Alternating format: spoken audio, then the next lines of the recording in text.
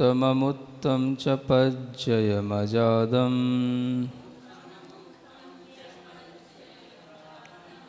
पलयङ्गदं च जाणदे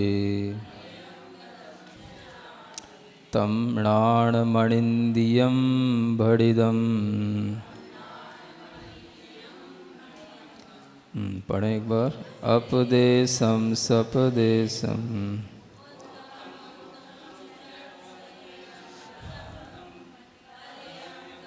च जाणदे तं नाणमणिन्द्रियं भडिदम्। कल भी इंद्रिय ज्ञान की चर्चा हुई थी और आज अतीन्द्रिय ज्ञान की चर्चा की जाती है। कल बताया था कि इंद्रिय ज्ञान परोक्षभूत पर्यायों को, अनागत और अतीत की पर्यायों को जान नहीं सकता, किंतु अतीन्द्रिय ज्ञान क्या क्या जानने में समर्थ होता है वो यहाँ बताया जा रहा है। अपदेशम अर्थात जो द्रव्य प्रदेश रहित हैं उनको, सपदेशम जो द्रव्य प्रदेश सहित हैं उनको, मुत्तम जो मूर्तिक हैं उनको, अमुत्तम जो अमूर्तिक हैं उनको,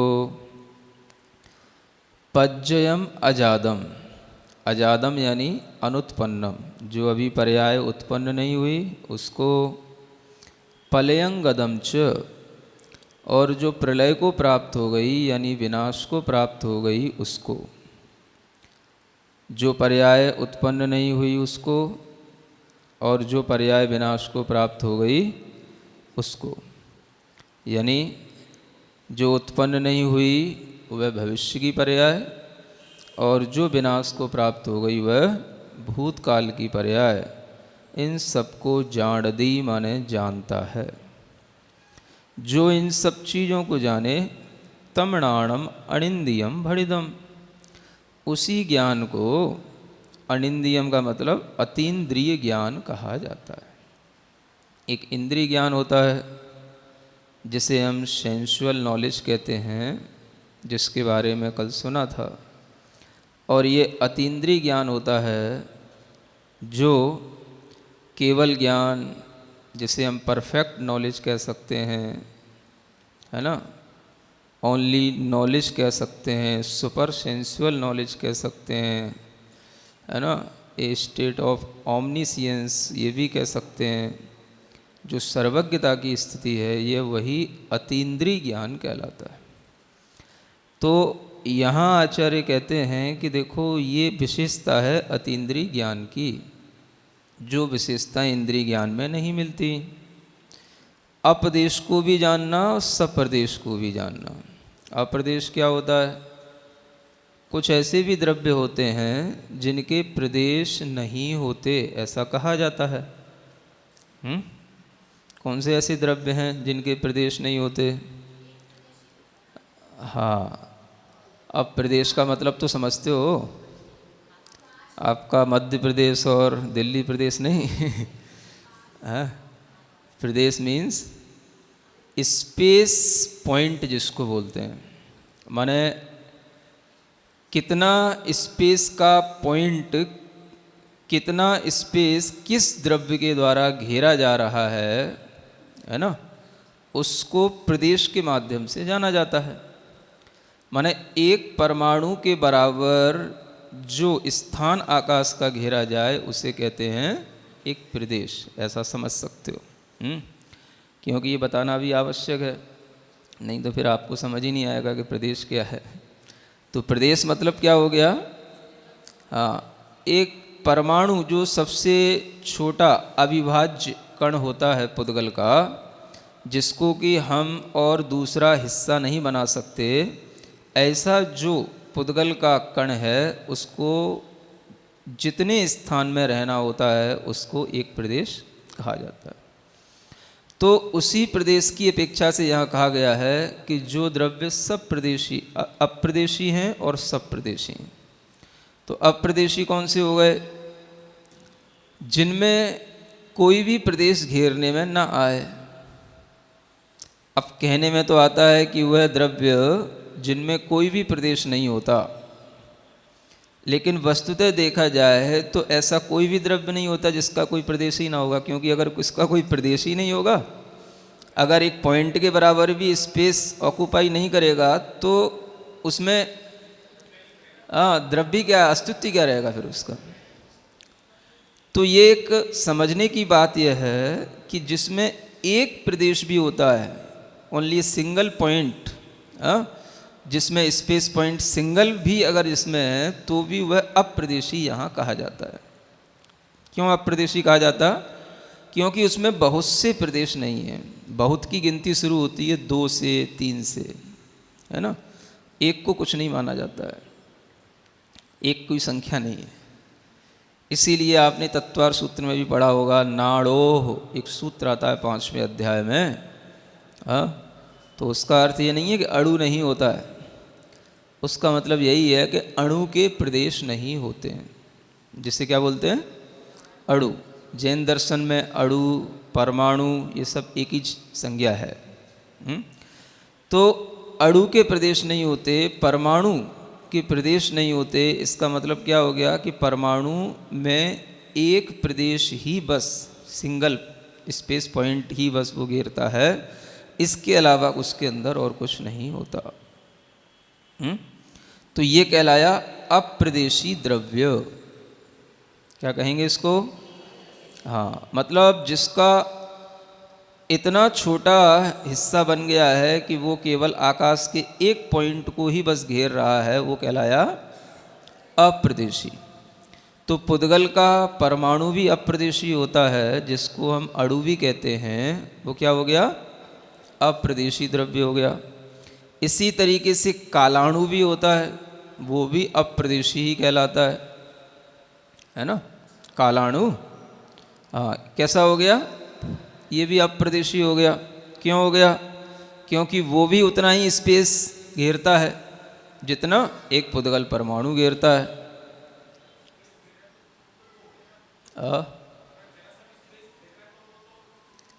तो जरा सा भी घेर रहा है तो वो तो एक प्रदेश वाला होने पर भी उसको अप्रदेश ही कहा जाएगा, क्योंकि यहाँ पर बहुत संख्या से प्रयोजन है ना। एक प्रदेशी, बहुप्रदेशी, तो एक प्रदेशी को अप्रदेशी भी कहा जाता है। बहुत नहीं है उसमें, इसलिए वो कैसा है, अप्रदेशी है। क्या? हाँ, एक प्रदेशी कहने से भी कोई हानि नहीं होती, लेकिन ये शास्त्रों की भाषा है कि जिसको एक प्रदेश मिला है उसको भी प्रदेश रहित स्वीकार किया गया है। क्योंकि प्रदेश से सहित को काय कहा जाता है और जो प्रदेश से रहित है उसको काय संज्ञा नहीं दी है। ये अब आप दृष्टि ले जाओ उस अस्थि काय की ओर। अस्थि काय का मतलब क्या होता है? जिनका अस्तित्व भी हो और जो काय भी हो। काय का मतलब क्या? शरीर नहीं, बहुप्रदेशीपना हो।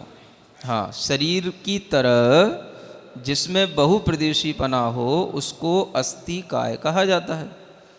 तो वही समझ करके यहाँ पर समझना कि जिसमें बहुत प्रदेश नहीं है तो बस उसको चाहे एक प्रदेशी कह लो चाहे अप्रदेशी कह लो।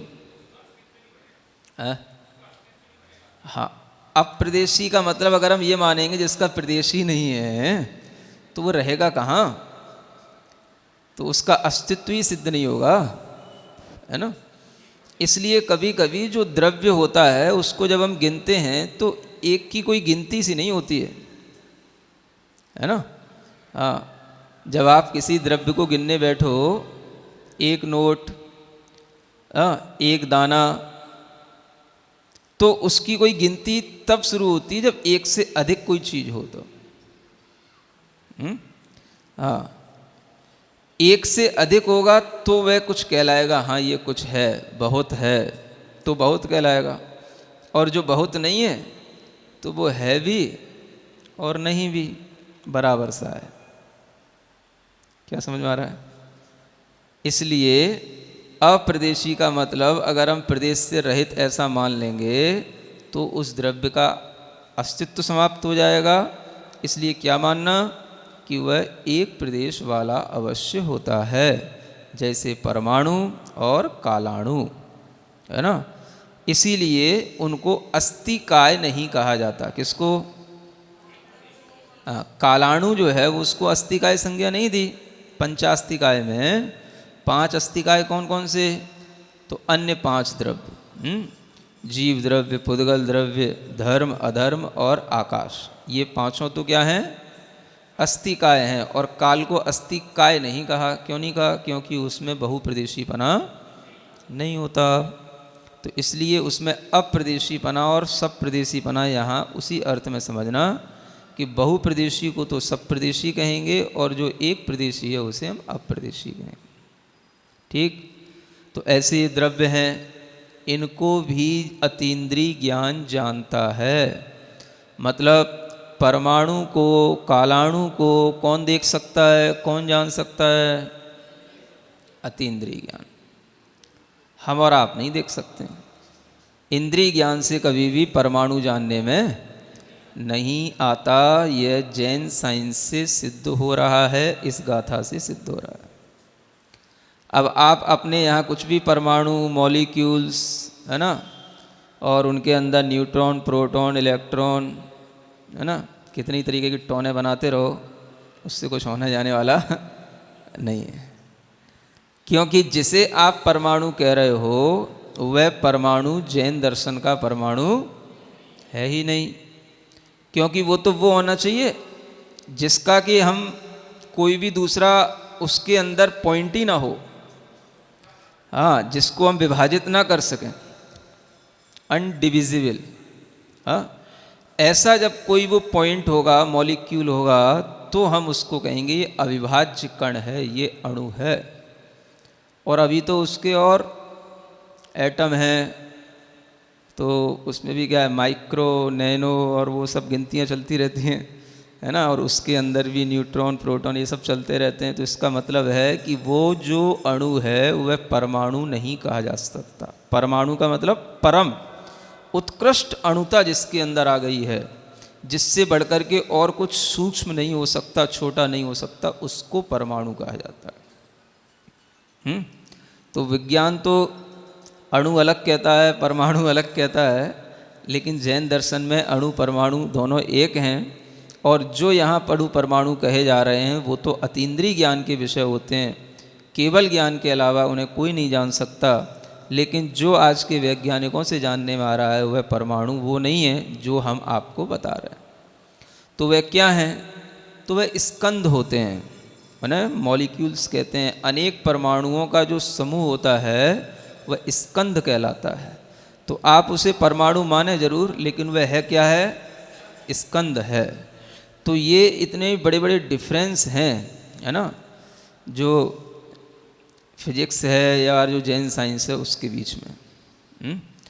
तो इसीलिए यहाँ समझना कि ये अप्रदेशीपना का मतलब हुआ कि जिस द्रव्य का एक प्रदेश भी है तो वह भी उस ज्ञान में दिखाई देता है। इतना सूक्ष्म वह ज्ञान पकड़ रखता है अपनी। इसलिए उसको हम अतीन्द्रिय ज्ञान कहते हैं। और जो सप्रदेशी है उसको भी जानता है। अब सप्रदेशी भी आप अपने इंद्रिय ज्ञान से सभी सप्रदेशी द्रव्यों को नहीं जान सकते हैं, है ना। सप्रदेशी का मतलब प्रदेश से सहित। मान लो बहुत प्रदेश वाले द्रव्य हैं, एक जीव द्रव्य के असंख्यात प्रदेश होते हैं, लेकिन आप कभी भी जीव द्रव्य के प्रदेशों को देख नहीं सकते हैं। तो सप्रदेशी होते हुए भी आप देख लो, जरूरी नहीं है कि नहीं। धर्म द्रव्य है, अधर्म द्रव्य है, वो भी असंख्यात प्रदेश वाला द्रव्य है। तो उसको भी आप देख लो, वो भी जरूरी नहीं है। प्रदेश सहित बहुसंख्यक प्रदेश हैं उसके, लेकिन फिर भी आपके इंद्रिय ज्ञान का वो विषय नहीं बन सकता। इसलिए वो भी किसको ज्ञान का विषय बनेगा? अतीन्द्रिय ज्ञान का विषय बनेगा, है ना। तो प्रदेश सहित द्रव्य हो, प्रदेश से रहित द्रव्य हो, ये सब किसके द्वारा जानने में आते हैं? अतीन्द्रिय ज्ञान से जानने में आते हैं। फिर आप क्या जान सकते हो? तो आगे लिखा हुआ मुत्तम। हाँ, मुत्तम का मतलब मूर्तम। मूर्त को प्राकृत में मुत्त कहा जाता है। तो मूर्त का मतलब क्या हो गया? हाँ, जो पुद्गल द्रव्य है वो सारा का सारा मूर्त कहलाता है। जितना भी पुद्गल द्रव्य है उसे हम क्या बोलते हैं? मूर्त। जिसके अंदर स्पर्श, रस, गंध और वर्ण, ये चार चीज़ें पाई जाती हैं, उसे हम मूर्त कहते हैं। उसी को हम पुद्गल कहते हैं, उसी को हम रूपी कहते हैं। रूपी पदार्थ है ना, जिसकी कुछ फॉर्म बन रही हो। मूर्त का मतलब ये माना जाता है। हाँ, शब्द भी मूर्त ही होता है। हाँ, शब्द भी मूर्त ही होता है। वह भी पुद्गल की एक पर्याय है और वह भी अपने कर्ण इंद्रिय का विषय बनती है, इसलिए शब्द भी इसी में आ जाएगा। लेकिन शब्द पुद्गल का गुण नहीं है। हाँ, जितने भी पुद्गल होंगे उन सब में शब्द होगा, शब्द उसका गुण नहीं है। शब्द उस पुद्गल की पर्याय है, एक पुद्गल का परिणमन है। किन्हीं किन्हीं पुद्गलों में शब्द रूप परिणमन होता है, इसलिए शब्द वर्गणाएं अलग होती हैं और अन्य जो वर्गणाएं हैं वो अलग होती हैं। तो पुद्गल का जो गुण है वो कहलाता है स्पर्श, रस, गंध और वर्ण। कोई भी मूर्तिक द्रव्य होगा तो उसमें चार चीज़ें अवश्य पाई जाती हैं। ठीक है। अमूर्तिक द्रव्य कौन से हुए? जिनमें ये स्पर्श, रस, गंध, वर्ण नहीं होते। तो जीव द्रव्य जो आत्म द्रव्य है वह वस्तुतः कैसा है? अमूर्तिक है। वस्तुतः कह रहा हूँ, माने अपने स्वभाव से कैसा है? वो अमूर्तिक है। क्योंकि स्पर्श, रस, गंध आदि के द्वारा वो ग्रहण नहीं होता और वह इन गुणों को धारण भी नहीं करता। सिद्ध भगवान की आत्माएं कैसी हैं? मूर्तिक या अमूर्तिक? अमूर्तिक, है ना। और इसके अलावा भी जो 6 द्रव्यों में अन्य द्रव्य हैं, ये सभी जो है पुद्गल द्रव्य को छोड़ करके बाकी के सब द्रव्य अमूर्तिक ही होते हैं। 6 द्रव्य के नाम तो आते हैं कि नहीं? प्रवचन सार पढ़ रहे हो, द्रव्य संग्रह पढ़ी कि नहीं? हाँ, पहले तो छोटी छोटी चीज़ें पढ़नी चाहिए थी आपको, है? सीधा BA की BSc पढ़ने लगे हो। तो 6 द्रव्य कौन से? जीव, पुद्गल, धर्म, अधर्म, आकाश और काल। इनमें केवल पुद्गल द्रव्य ही मूर्तिक है, बाकी के 5 ही द्रव्य कैसे हैं? अमूर्तिक हैं। मतलब कि उन द्रव्यों में स्पर्श, रस, गंध, वर्ण नहीं पाया जाता है। ठीक है। तो इन द्रव्यों को भी जानेगा। इंद्रिय ज्ञान तो कौन से द्रव्य को जान पाएगा? केवल पुद्गल द्रव्य को जान पाता है, मूर्तिक को जान पाता है ना। और मूर्तिक में भी जो मूर्तिक स्थूल रूप में होगा उसी को पकड़ पाएगा, सूक्ष्म को भी नहीं पकड़ पाएगा। अब जैसे मान लो शरीर हैं, ये सब क्या है? मूर्तिक द्रव्य है। पुद्गल द्रव्य का शरीर बना हुआ है ना, तो ये जीवों का शरीर दिखाई दे रहा है। तो इसमें जो अगर स्थूल रूप में है शरीर वाले जीव वो तो दिखाई दे रहे हैं, किंतु जो सूक्ष्म जीव हैं वो दिखाई, इंद्रियों से दिखाई नहीं देते हैं। तो इंद्रिय ज्ञान केवल मूर्तिक को देख पाता है और मूर्तिक में भी स्थूल को ही पकड़ता है, सूक्ष्म को नहीं पकड़ पाता, है ना। ऐसे ही पुद्गल द्रव्य को पकड़ेगा किसी भी और उसको हम और बिल्कुल छोटा छोटा फाइन करते चले जाएं तो इंद्रिय ज्ञान उसके कणों को फिर पकड़ने की क्षमता नहीं रख पाता। तो ये कहलाता है मूर्त में भी सबको नहीं ग्रहण करना, ये इंद्रिय ज्ञान की असमर्थता है। और अतीन्द्रिय ज्ञान समर्थ होता है हर चीज़ को ग्रहण करने में। ज्ञेय होगा, पदार्थ होगा तो वह उसकी पकड़ से बाहर नहीं जाएगा। ऐसी ये ज्ञान की चर्चा चल रही है ना। बस अब ये चर्चा थोड़ी सी चेंज होने वाली है, आप लोग थोड़ा सा और साहस रखो, एक दिन के बाद ये थोड़ी सी चर्चा में कुछ चेंज आ जाएगा, लेकिन फिर भी हम समझते हैं आपको बोरियत तो नहीं हो रही होगी, हैं? क्योंकि हम बोरियत होने नहीं देंगे, है ना। आपके लिए ज्ञान का विषय, हाँ, और दृढ़भूत हो रहा है। एक डिफरेंस समझ में आता है कि वास्तव में इस चर्चा से ही हमें ये ज्ञान होता है कि अतीन्द्रिय ज्ञान और इंद्रिय ज्ञान में कितना अंतर होता है ना। अगर हम बार बार उन शब्दों को न सुने, बार बार इन ग्रंथों की गाथाओं को न पढ़ें और बार बार हम इस भाव में न आएँ, तो हमें कभी भी इंद्रिय ज्ञान कभी भी ऐसा नहीं लगेगा कि ये हमें छोड़ने योग्य है, या ये इंद्रिय ज्ञान ही सब कुछ नहीं है, अतीन्द्रिय ज्ञान ही सब कुछ होता है। ये फीलिंग कब आएगी? हाँ, जब आप इस तरीके से ये ज्ञान ज्ञेय की चर्चाएं बार बार सुने, पढ़ें, है ना, और बार बार इनका अभ्यास करें। तो इसीलिए वस्तुतः देखा जाए तो एक ज्ञान तत्व अधिकार चल रहा है, ज्ञान ही ज्ञान की चर्चा है ना। ज्ञानी को तो इसमें कभी बोरियत हो नहीं सकती है, उसको तो इसमें क्या होगा? आनंद आएगा। ज्ञान के अलावा और आनंद है कहाँ? हाँ, अभी पीछे बता के आए थे, णाणम सौखम च परिणमति, भगवान ज्ञान में परिणमन कर गए, सुख में परिणमन कर गए। जब ऐसे अतीन्द्रिय ज्ञान में परिणमन होगा तभी हमको अतीन्द्रिय सुख मिलेगा, और तभी वो सुख सुख कहलाता है। बाकी तो सब सुखाभास है।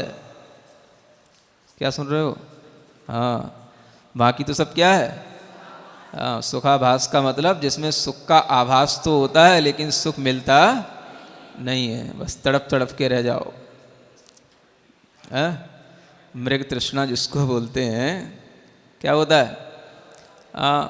पानी हम देख रहे हैं, किस में देख रहे हैं? जो चमक आ रही है उस चमक को हम पानी समझ रहे हैं, और उससे हमको सुख मिलेगा, और उसके लिए हम दौड़ें। तो जिस तरीके से हमको उसमें कभी पानी नहीं मिल सकता उस, है ना, मृग तृष्णा में, ऐसे ही कभी भी हमें इंद्रिय सुखों से सुख नहीं मिल सकता। तो ये ज्ञान भी और सुख भी दोनों एक साथ चल रहे हैं, ऐसा जानना। अभी एक सुख अधिकार अलग से आने वाला है, उसमें फिर सुख दुख की अच्छी चर्चाएं होंगी, है ना। पहले ज्ञान की चर्चा कर लेते हैं कि ज्ञान देखो कैसा परिणमन कर रहा है, अतीन्द्रिय ज्ञान, कि जो सब जानने में आ जाता है ना। इसको आचार्य कहते हैं कि ऐसा समझो कि जैसे मान लो कोई ईंधन होता है, जितना भी ईंधन हो तो क्या होगा? वह सब जलने योग्य कहलाएगा। उसको हम क्या बोलेंगे? दाह्य। जैसे इधर बोलते हैं ज्ञेय, ऐसे उसको क्या बोलेंगे? दाह्य। माने जितना भी ईंधन होगा वो सब क्या है? जलने योग्य। अग्नि से वो बच नहीं सकता है। अगर अग्नि लगा दी जाएगी या अग्नि जो है होगी, तो ईंधन जहाँ होगा वहाँ वो ईंधन जो है वो अग्नि का विषय जरूर बनेगा, है ना। इसको बोलते हैं दाय दाहयक संबंध। एक जलने योग्य है और एक दाहक माने जलाने वाला है। तो अग्नि और ईंधन, जितना ईंधन है उसमें अग्नि समझ लो कि अग्नि है उसमें। हाँ, भले ही अग्नि उसको नहीं भी जला रही हो तो भी ये समझ लो कि अग्नि उसमें है, क्योंकि अग्नि उसी से उत्पन्न होगी, उसी में उत्पन्न होगी। ऐसे ही जितना भी ज्ञेय है वो सब ज्ञान में आ रहा है। हाँ, ज्ञेय है तो ज्ञान की पकड़ से बाहर नहीं जाएगा, ईंधन है तो अग्नि की पकड़ से बाहर नहीं जाएगा, ऐसा जानना। हाँ, कैसा भी हो, चाहे सूक्ष्म हो, स्थूल हो, मूर्त हो, अमूर्त हो, सब प्रदेशी हो, अप्रदेशी हो, केवल ज्ञान ऐसा है सबको पकड़ लेता है। हुआ है मशीन आती ना, क्या बोलते उसको? जेबीसी टाइप के पंजे होते हैं ना उसमें, हाँ, बस उसकी पकड़ में जो आ गया तो गया, बच नहीं सकता है ना। कितना ही मजबूत क्यों ना हो, बस वो उस पर अपनी पकड़ बनाए तो इसको हिला के ही रहेगा। ऐसे ही है। तो ऐसे ही केवल ज्ञान है, अगर कोई भी ज्ञेय है तो छोड़ेगा नहीं उसको, उस ज्ञेय को अपने में ले आएगा। ये ज्ञान और ज्ञेय की महिमा है। तो यही समझने का कि ऐसा ये सब ये पदार्थ और उसकी पर्यायें जो अभी उत्पन्न नहीं हुई हैं, उत्पन्न होंगी, उनको भी यह अतीन्द्रिय ज्ञान जानता रहता है। और अतीन्द्रिय ज्ञान का ही ये केवल विषय होता है। इंद्रिय ज्ञान तो कभी इनको जान ही नहीं सकता है ना। हम लोग कहते हैं जो अपनी चक्षु आदि इंद्रिय हैं, कल आपको बताया था, एक सीमा में ही जानती हैं, अभिमुख होकर के जानती हैं। कल आपको बताया था ना, अभिमुख होकर के जानती हैं। और इन ज्ञानों को भी करने के लिए हमारे अंदर अनेक तरीके की और सहायता की ज़रूरत पड़ती है। इंद्रिय ज्ञान के लिए उपदेश भी चाहिए पड़ता है, अपने अंदर ज्ञान का क्षोभसम भी होना चाहिए, है ना। बाहर जो है कोई भी ग्रंथ आदि भी होना चाहिए, फिर उसके साथ में प्रकाश इत्यादि भी होना चाहिए, है ना। पढ़ाने वाला एक उपाध्याय भी होना चाहिए। ऐसे अनेक चीज़ों की सामग्रियों से हमारे अंदर इंद्रिय ज्ञान उत्पन्न होता है। तो इसके लिए बहुत सामग्री लगती है, बहुत चीज़ें इकट्ठी करनी पड़ती हैं, तब इंद्रिय ज्ञान होता है। और अतीन्द्रिय ज्ञान कैसा होता है? उसके लिए किसी की ज़रूरत पड़ती है? किसी की ज़रूरत नहीं पड़ती, अकेला ही समर्थ हो जाता है। समर्थ तो वास्तव में अकेला ही होता है। जो एक होगा वही समर्थ होगा। तो ऐसा यह अतीन्द्रिय ज्ञान जिसमें इतनी समर्थता आ गई कि किसी भी बाहरी साधन की उसको ज़रूरत नहीं है। प्रकाश भी नहीं चाहिए उसके लिए, लाइट भी नहीं चाहिए उसके लिए, क्योंकि उसकी लाइट इतनी है कि दुनिया की सब लाइटें उसमें गिरेंगी। सूर्य का प्रकाश, हजारों सूर्य भी होंगे तो सबका प्रकाश उसमें आ रहा है, उसको किसी प्रकाश की ज़रूरत नहीं है। समझो तो क्या परिणमन है। आप तो कह देते हो जब मोक्ष कल्याणक आता है भगवान मोक्ष चले गए हैं, बस हो गया, मोक्ष हो गया, भगवान मोक्ष चले गए। कहाँ चले गए, क्या कर रहे हैं, क्या आत्मा का परिणमन हो रहा है, बाद में कुछ याद आता है? लड्डू चढ़ा दिया बस उनको मोक्ष हो गया, भगवान अब दोबारा मत आना संसार में। अच्छा है आपको मोक्ष हो गया है? तो इससे क्या होना, पूजाएं और लड्डू चढ़ने तो बहुत हो गए, थोड़ा सा ज्ञान की आराधना से ही ये अंतर समझ में आएगा कि जिनके लिए मोक्ष कल्याणक हुआ है वो मोक्ष में कैसे रह रहे हैं, उनको भी तो जानो। पर घर में चली गई बहू, पर घर में चली जाती बेटी, तो थोड़ा ध्यान रखते हो कि नहीं वहाँ कैसे रह रही है।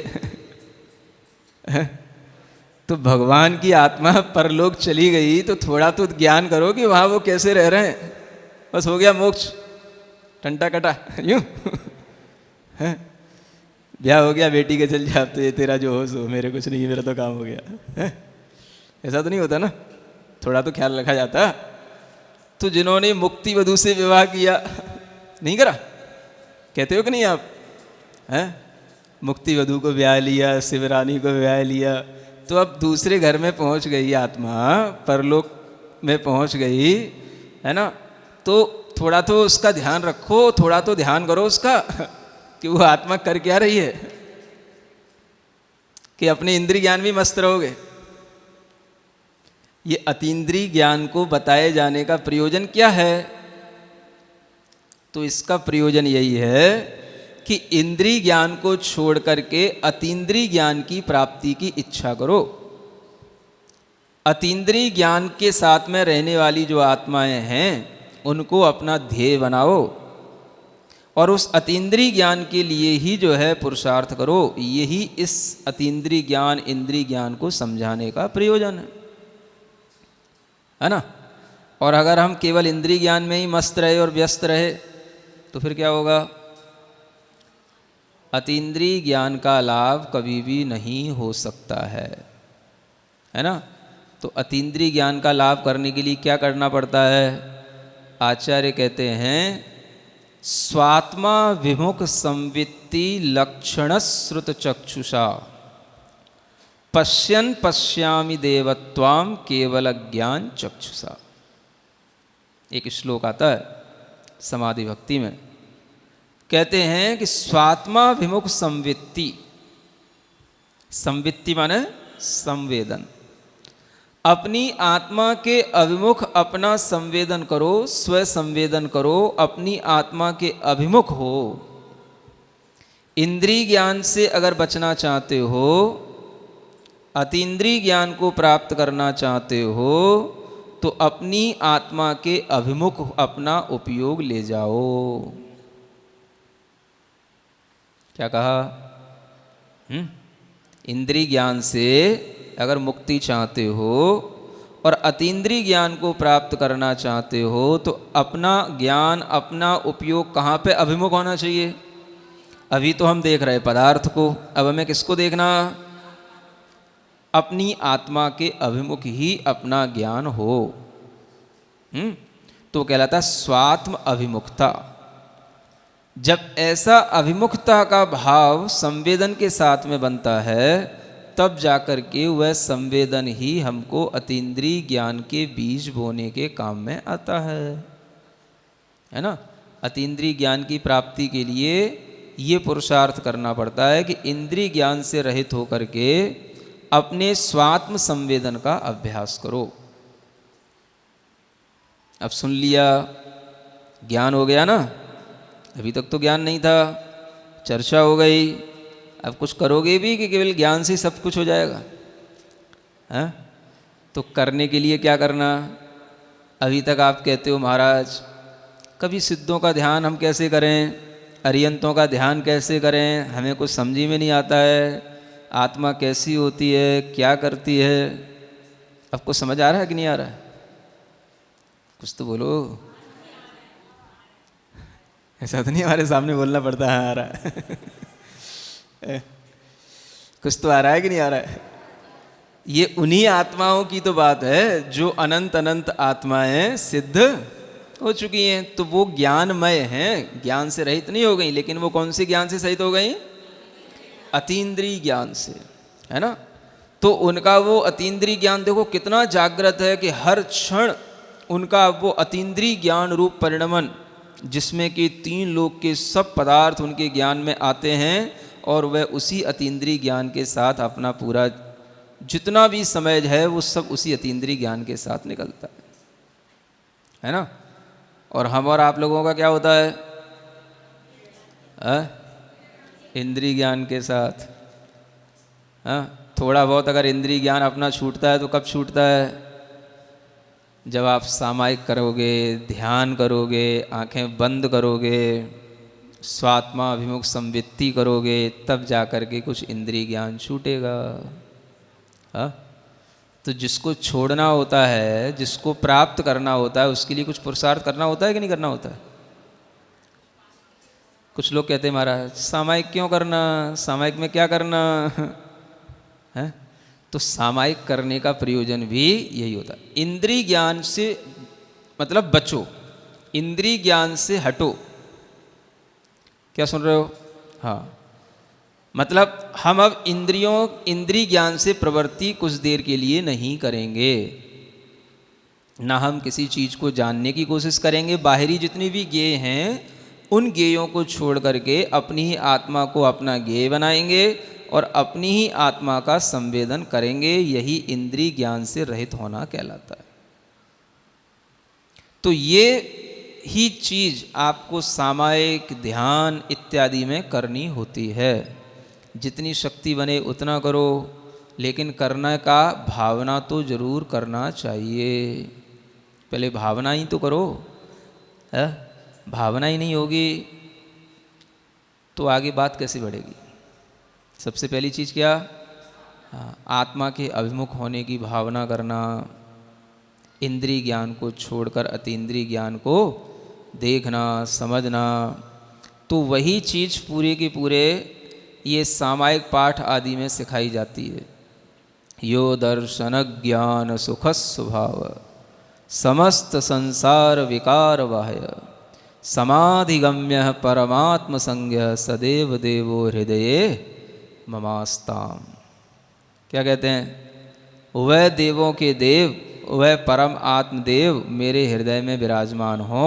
जो कैसे हैं? यो दर्शन ज्ञान सुख स्वभाव। जो दर्शन, ज्ञान और सुख स्वभाव वाले हैं, है कि नहीं? वो आत्मा है। ज्ञान, दर्शन और सुख स्वभाव वाले, समस्त संसार विकार बाह्य, जिनके ज्ञान में सारा का संसार एक विकार होने के कारण से बाहर ही झलक रहा है, बाहर ही रहता है, उनके ज्ञान में अब संसार नहीं आता है।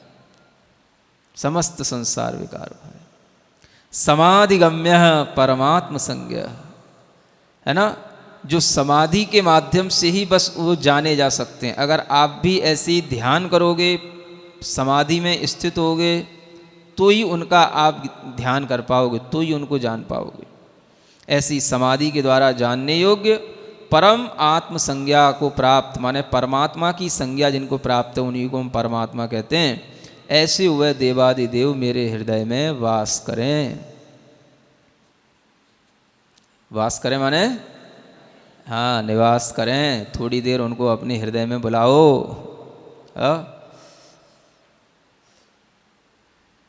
होमवर्क ज़्यादा तो नहीं हो रहा है? कुछ करोगे तभी कुछ मिलेगा, है ना। चलो क्या कहते हैं आगे। पर्याय हो गत अनागत मूर्तया हो, कायमय द्रव्य अमूर्तया हो, जाने इन्हें वह अतीन्द्रिय, ऐसा कहें जिन ऋषिश प्रमाण। आगे की गाथा 43वें नंबर। परिणमदिनेयमठ्ठम्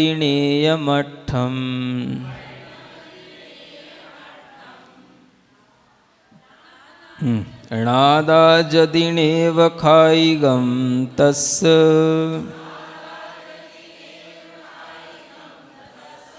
णाणं तितं जिणिन्दा, खवयन्तो कम्ममेवुत्त। पढ़ो। परिणमदिनेयमठ्ठं णादाजदिनेव खायिगं,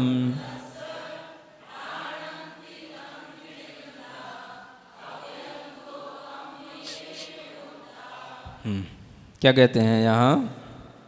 परिणमदि यानी परिणमन करता है। नेयम अट्ठम, नेय माने हो गया ज्ञेय, और अट्ठ माने वही पदार्थ। तो ज्ञेयभूत जो पदार्थ हैं वो यदि यानी यदि क्या करते हैं। ऋणादा, ऋणादा माने ज्ञाता, ज्ञाता यदि ज्ञेयभूत पदार्थों में परिणमन कर जाता है तो क्या होगा। तस्य खायिगम नेव, तो उसका ज्ञान छायिक, खायिगम माने छायिक ज्ञान, नेव माने नहीं हो सकता है। तो उसका ज्ञान तस्णाणम खायिगम नेव, तो उसका ज्ञान कभी छायिक नहीं हो सकता है। अब देखो क्या बताने लगे यहाँ। उसी अतीन्द्रिय ज्ञान के बारे में और बताया जा रहा है। अतीन्द्रिय ज्ञान को ही केवल ज्ञान कहा था, और केवल ज्ञान को ही आपको बताया था कल। क्या बताया था? वही छायिक ज्ञान होता है। तो ये कौन सा ज्ञान है? छायिक ज्ञान, अतीन्द्रिय ज्ञान। कैसा हो गया ये? छायिक का एक मतलब तो ये होता है जो कभी भी अब इसका क्षय नहीं हो, इसका कभी भी नाश नहीं हो, इसलिए इसको क्या बोलते हैं? छायिक ज्ञान। और ये छायिक ज्ञान की दूसरी विशेषता क्या है?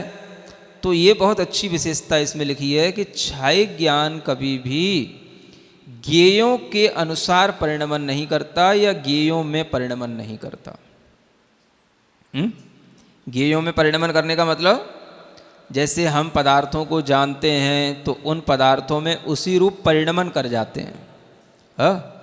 हाँ, मतलब पदार्थ में हम अच्छे बुरे की कल्पना भी कर जाते हैं, है ना, इष्ट अनिष्ट की कल्पना भी कर जाते हैं, और उस पदार्थ को अपने लिए हम हितकारी अहितकारी भी मानने लग जाते हैं। कोई हितकारी है, कोई अहितकारी है। तो ये सब क्या हो गया? ये हमारा उस ज्ञेय रूप परिणमन हो जाता है ना।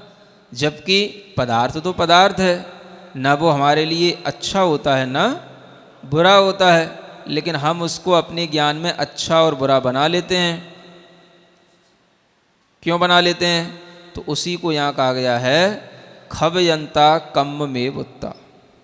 क्या मतलब हुआ कि जो ज्ञान के साथ में कर्म का अनुभव करने वाले जीव हैं वे हमेशा उन ज्ञेयों में परिणमन करते रहते हैं, लेकिन जो कर्म का अनुभव नहीं करते हैं, केवल ज्ञानमय हो गए हैं, वे जीव उनके ज्ञान में ज्ञेय तो आते हैं लेकिन ज्ञेय के रूप में वो परिणमन नहीं करते। कुछ समझ आया? उदाहरण तो यही है, अतीन्द्रिय ज्ञान वाले सिद्ध भगवान और इंद्रिय ज्ञान वाले हम सब लोग। बस तो इंद्रिय ज्ञान वाले कैसे हैं? जो कर्म का अनुभव करने वाले हैं, कर्म फल का अनुभव करने वाले हैं। हमारे अंदर कोई भी पदार्थ आता है तो कैसे आता है? अच्छे या बुरे के रूप में आता है। क्यों आता है? क्योंकि हम कर्म के कारण से राग या द्वेष के रूप में उस पदार्थ को देखते हैं। तो हम राग द्वेष के कारण से कर्म के फल का जब तक अनुभव करते हैं तब तक हमारे अंदर अतीन्द्रिय ज्ञान की कोई बात नहीं होती है ना।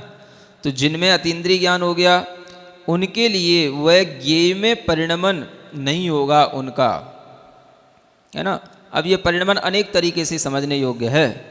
ऐसा भी परिणमन होता है जैसे एक क्रम से ज्ञेय को जानना। जैसे ये सफ़ेद है, काला है, ये नीला है, ये पीला है ना। ये हम क्या कर रहे हैं? हम अपने इंद्रिय ज्ञान से तो हर चीज़ को क्रम से जानते हैं, लेकिन अतीन्द्रिय ज्ञान से वे सब एक साथ जान लेते हैं।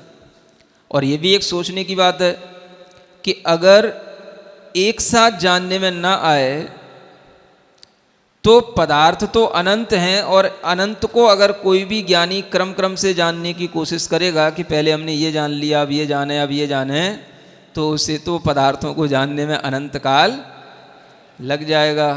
तो सर्वज्ञ कब कहलाएगा? जब क्रम से करते करते अनंत को जान लेगा तब। ये भी कितनी अच्छी चीज़ है। इसलिए जिस समय पर वो केवल ज्ञानी हो गया उसी समय पर वह अनंतों को जानने वाला हो गया। ऐसा नहीं है कि अब वो एक एक करके जानेगा तब अनंत काल बाद हम उसे फिर केवल ही कहेंगे। हाँ, तो हमारा ज्ञान कैसा करता है? एक एक करके क्रम से इंद्रियों के माध्यम से जो ज्ञान जानने में आता है वह सब क्रम से जानने वाला होता है, और उनका सब ज्ञान अक्रम से जानने वाला होता है। हमारा ज्ञान ज्ञेयों में परिणमन कर जाता है, जबकि उनका ज्ञान ज्ञेयों में परिणमन नहीं करता। परिणमन का मतलब ही है मोह के कारण से, राग द्वेष के कारण से उस ज्ञेय को अपना अच्छा या बुरा मानना, है ना। इसका नाम ही परिणमन करना है। क्या समझ में आ रहा है? देखो, चीज़ें तो सब चीज़ें ही हैं, अपने अपने स्वभाव से सब रहती हैं। हाँ, एक करेला है, क्या समझ में आ रहा है, और एक केला है। उदाहरण समझना है ना आपको। हाँ? करेला कैसा होता है? कड़वा होता है। और केला कैसा होता है? मीठा होता है। अच्छा, अब अच्छा क्या लगता है? केला अच्छा लगता है, करेला अच्छा नहीं लगता, कड़वा लगता है। हाँ, तो ये हमारे लिए अच्छा हो गया, ये हमारे लिए बुरा हो गया। ये किसने कर दिया?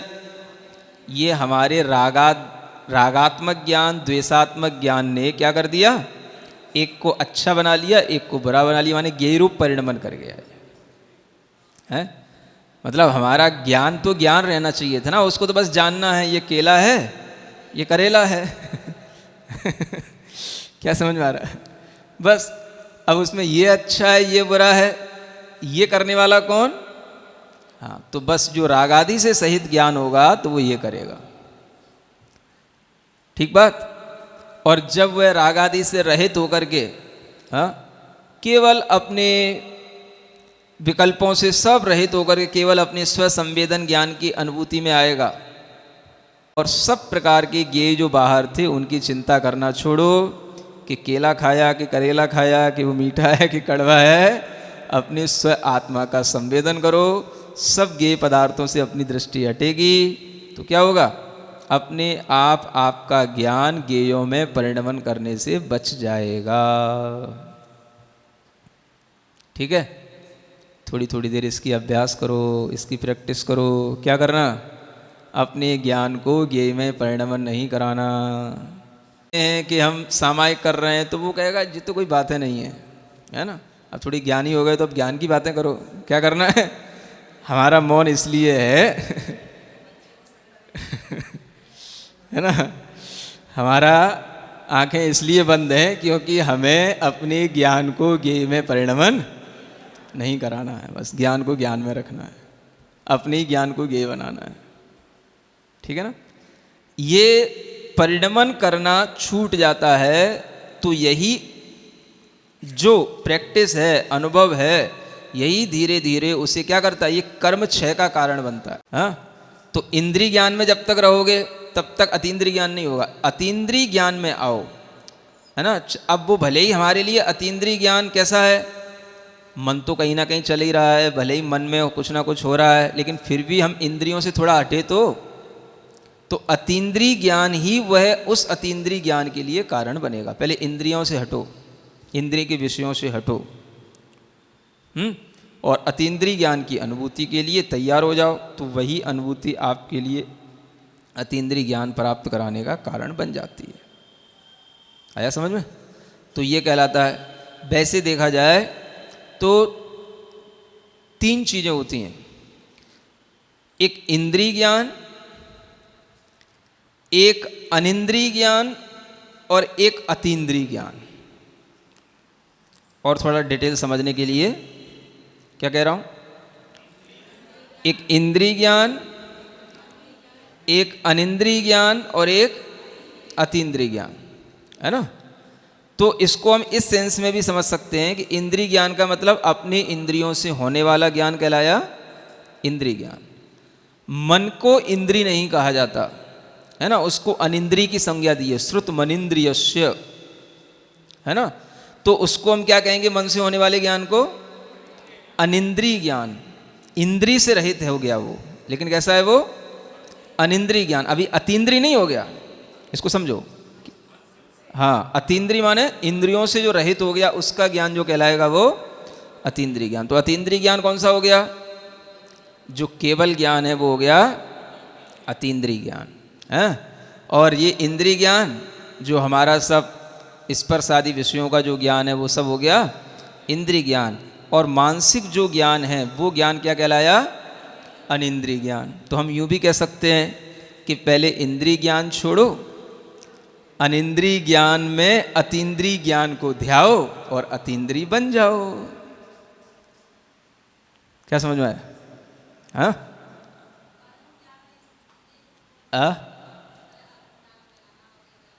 अरहम ध्यान लगाना यह भी जो है अनिंद्रिय ज्ञान से अतीन्द्रिय ज्ञान को प्राप्त करने का ही ध्यान है ना। क्योंकि जब आप कभी भी किसी भी बीजाक्षर पर अपना ध्यान ले जाएंगे तो इंद्रिय तो छूट गई, इंद्रिय ज्ञान तो छूट गया, है ना।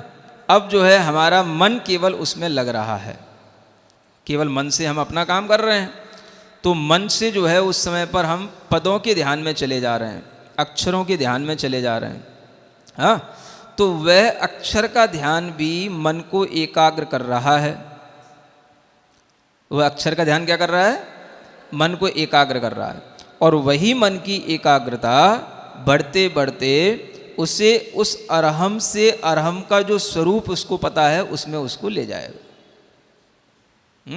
तो अक्षर से वो अक्षर, अक्षर का मतलब जिसका कभी क्षर माने विनाश न हो, वह अक्षर ध्यान भी हमें उस अक्षर पद की ओर ले जाता है। जिसे अक्षत पद कहते हैं, अक्षय पद कहते हो, वो भी उसी ओर ले जाएगा। इसलिए वो भी हाँ सम्यक दृष्टि का धर्म ध्यान कहलाता है। तो वो भी ऐसे ही होता है। अगर हमें इंद्रियों के प्रयोग किए बिना, माना इंद्रियों का प्रयोग हम करना बंद कर दें और हमें भीतर कुछ भी संवेदन ना हो रहा हो, उस स्थिति में हम नहीं टिक पाते हैं, हमें ध्यान बहुत देर तक करना है, तो क्या करना? तो इस तरह से हम अपना पदस्थ ध्यान करके और बार बार जो है हम उस अतीन्द्रिय स्व संवेदन की ओर अपने उपयोग को लाते रहते हैं और बीच में ये भी चलता रहता है। तो इस तरह की पद्धति से ही वह अतीन्द्रिय ज्ञान प्राप्त होता है।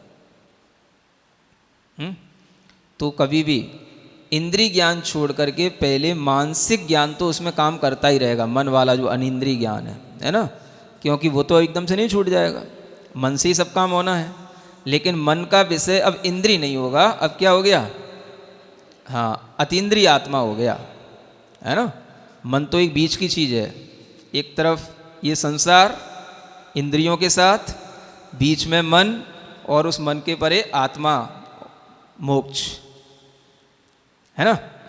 अब क्या हुआ, मन बीच में है, मन को आपने लगाया इंद्रिय ज्ञान में, संसार की ओर चले गए, मन को लगाया आपने आत्मा के ज्ञान में, मोक्ष की ओर यात्रा शुरू हो गई। मन को काम करना है, अब मन को लगाना आपका काम है, जिधर लगाओगे उधर वो चलेगा, नहीं मानता तो उसे मनवाओ। हाँ, कौन मनाएगा, आप ही मनाओ, आपका मन है, और हम थोड़ी ना मनाएंगे उसको, है? आपका मन है, आपकी मानेगा, आप मनवाओ उससे, जैसे माने वैसे मनवाओ। तो यही तो सब कुछ है करने के लिए, तो यही एक पद्धति है। इसलिए यहाँ कह रहे हैं कि जिन्होंने अभी कर्मों का क्षय नहीं किया, जो कर्मों का अनुभव करते हैं, जिनेंद्र देव उस ज्ञान को कभी भी क्षय ज्ञान नहीं कहते हैं। मतलब हम इंद्रियों से हट करके अनिंद्रिय तो हो जाएंगे, अतीन्द्रिय ज्ञान के लिए हम ध्यान का विषय बनाएंगे, लेकिन हमारा ज्ञान क्षयिक नहीं हो गया। अभी क्या कहलाएगा वो ज्ञान, तो क्षयोपशमी ज्ञान कहलाएगा। तो अतीन्द्रिय ज्ञान को ही क्षयोपशम ज्ञान, क्षयिक ज्ञान कहा जाता है। बाकी के सब ज्ञान जब तक अतीन्द्रिय नहीं होते तब तक हैं कैसे, क्षयोपशमिक हैं, लेकिन उनमें भी अंतर तो अवश्य रहता है। एक क्षयोपशम ज्ञान मिथ्या रूप है, संसार के लिए कारण बन रहा है, और एक क्षयोपशम ज्ञान अपनी आत्मा के संवित्ति के अभिमुख हो रहा है, वो मोक्ष के लिए कारण बन रहा है। तो वह क्षयोपशम ज्ञान भी क्षयिक ज्ञान के लिए कारण बन जाता है। ऐसे जो है इन ज्ञानों का अभ्यास करना। जो ज्ञान उद्यत हुआ पर ज्ञेय जाने, सो ज्ञान क्षयिक नहीं सुन रे सयाने। तब आत्मा है ऐसा जिनेश, कर्मानुभूति, हाँ एक ज्ञानानुभूति और एक, हाँ तो कर्मानुभूति का मतलब हम कर्म के फल की अनुभूति कर रहे हैं। राग द्वेष के साथ में जो हम कर्म का फल भोग रहे हैं, ये सब क्या है, ये कर्मानुभूति है, कर्म फल की अनुभूति है। जब तक ये कर्म फल की अनुभूति है तब तक ज्ञानानुभूति नहीं होती है। तो ज्ञानानुभूति के लिए इस कर्म फल की अनुभूति को छोड़ना होता है। कर्म के फल से जो भी मिले हमें उसको छोड़ करके ज्ञान स्वभाव की ओर आना, यही जो है अपने परिणमन को ज्ञेयों से बचाना और ज्ञान रूप बनाना, इतना जानना। ठीक है, इतना ही पर्याप्त।